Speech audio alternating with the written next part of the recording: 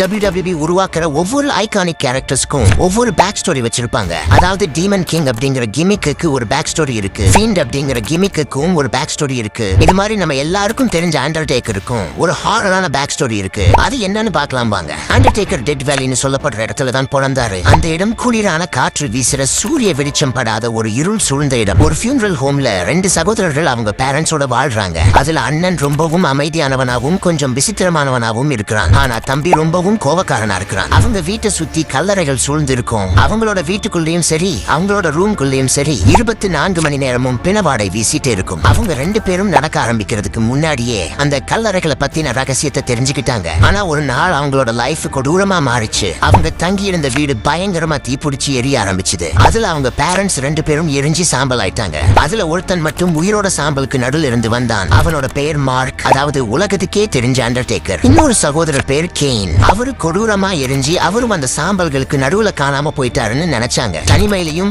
துயரத்திலையும் இருந்த அண்டர்டேக்கரை ஒரு வெள்ளை நிறத்துல ரொம்பவும் பயமுற்ற மாதிரி ஒரு மார்டிஷன், அதாவது மரண பராமரிப்பாளர் பால் பேரர்னு சொல்லப்படுற ஒருத்தர் அவரை தத்தெடுத்து வளர்ப்பாரு. பால் அவருக்கு ஆறுதல் சொன்னது மட்டும் இல்லாம அவருக்கு இறந்து போனவங்களோட ஆன்மாக்களை அடைச்சி வச்சிருக்க ஒரு யூஆர்என் குடுவைய கொடுப்பாரு. அது அண்டர்டேக்கர் தொட்ட உடனே அவரோட உடல் குளிர ஆரம்பிச்சிடுச்சு. அது மட்டும் இல்லாம அவருக்கு வலி பயம் எதுவுமே இல்லாத ஒரு இறந்த மனிதரா மாறிட்டாரு. அது மூலமா அவருக்கு இடிமின்னல் அப்புறம் நெருப்பு எல்லாத்தையும் கண்ட்ரோல் பண்ற சக்தி கிடைச்சிருக்கும். நவம்பர் 22, 1990 சர்வைவர் சீரீஸ்ல சாவுமணி அடிச்சது ஆடியன்ஸ் எல்லாரும் யாரோ இறந்துட்டாங்கன்னு நினைச்சாங்க. ஆனா லைட் எல்லாம் ஆஃப் ஆகி புகமூட்டத்திலிருந்து ஒரு உயரமான உருவம் கருப்பு துணியை போட்டுட்டு வெளியே வந்துச்சு. அதுதான் தி அண்டர்டேக்கர். அப்புறம் பல ஆண்டுகளுக்கு பிறகு எல்லாரும் இறந்து போயிட்டு தான் நினைச்ச கேன் உயிரோட திரும்ப வந்திருந்தாரு. கேன் எரிஞ்சு போன முகத்தோட ரொம்பவும் கோபமா அண்டர்டேக்கர் பழி வாங்க வந்திருப்பாரு. ஏன்னா கேன் அவரோட வீட்டை எரிச்சதே அண்டர்டேக்கர் தான் சொல்லி அவரையும் எரிச்சு சாம்பலாக்கிறதுக்காக வந்திருப்பாரு. ஆனா அண்டர்டேக்கர் கேன் தான் அந்த நெருப்பு பத்த வச்சதா சொல்லியிருப்பாரு. பட் பால் பேரர் அந்த நெருப்பு 2 சகோதரர்களுக்கும் நடந்த சண்டையில தான் உருவாச்சின்னு சொல்லியிருப்பாரு. ஆனா உண்மையாவே அந்த நெருப்பு பத்த வச்சது அண்டர்டேக்கர் தான். அதனால தானே அந்த நெருப்புல இருந்து ஒரு சின்ன காயம் கூட அவர் மேல படாம அங்கிருந்து தப்பிச்சிருப்பாரு. பால் பேரர் கேன் அம்மாவோட இவருக்கு அஃபேர் இருந்ததுனால கேனோட பயாலஜிக்கல் ஃபாதர் இவருன்னு சொல்லியிருப்பாரு. சோ அண்டர்டேக்கரும் கேனும் ஹாஃப் பிரதர்ஸ் ஆயிருப்பாங்க. நிறைய சண்டைகளுக்கு அப்புறம் 2 பேரும் அவங்களோட வலியை ஷேர் பண்ணிக்கிட்டாங்க.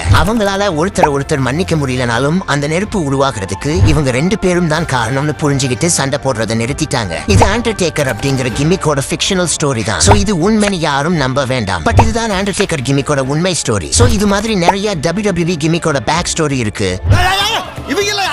இது யாரா? நம்ம வயலுகப்பா.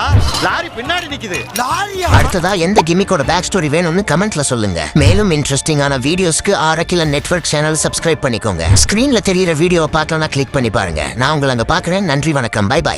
Rest in peace.